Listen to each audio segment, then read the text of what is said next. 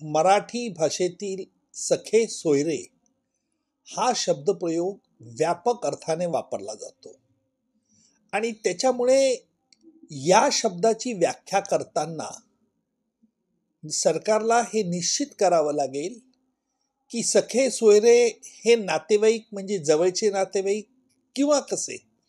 कारण असं आहे, एका गावच्या रहिवासींना देखील आपण बाहेर ठिकाणी ते आमचे सखे सोयरे आहेत याचा अर्थ ते जवळचे नातेवाईक असतात असा होत नाही.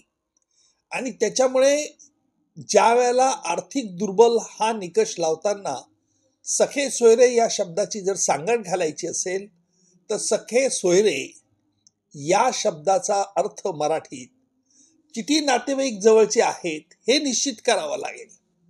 त्याचप्रमाणे समजा सखे सोयरे म्हणजे मुलाकडून का मुलीकडून, आणि म्हणून हा देखील प्रश्न एक वादातीत विषय होऊ शकतो.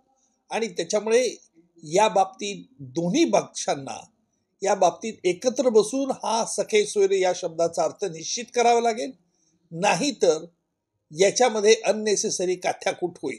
सखे सोयरे हा खरं म्हणजे शब्दप्रयोग जो आहे हा मूलतः जवळचे आप्त नातेवाईक असतील तर वापरावा अशा आशयाचा शब्दप्रयोग त्यात घातल्याशिवाय, नाहीतर डिस्टंट रिलेटिव्ह मग ते मुलाकडचे आहेत का मुलीकडचे आहेत हा देखील निर्णय घ्यावा लागेल. त्याच्याशिवाय या शब्दाची व्याख्या चपकलपणे बसू शकत नाही. जोपर्यंत सखे सोयरे या शब्दाचा स्पष्ट अर्थ निश्चित केला जात नाही तोपर्यंत नुसता सखे सोयरे या शब्दप्रयोगामुळे आरक्षणाच्या बाबतीतला गुंता अधिक वाढू शकतो.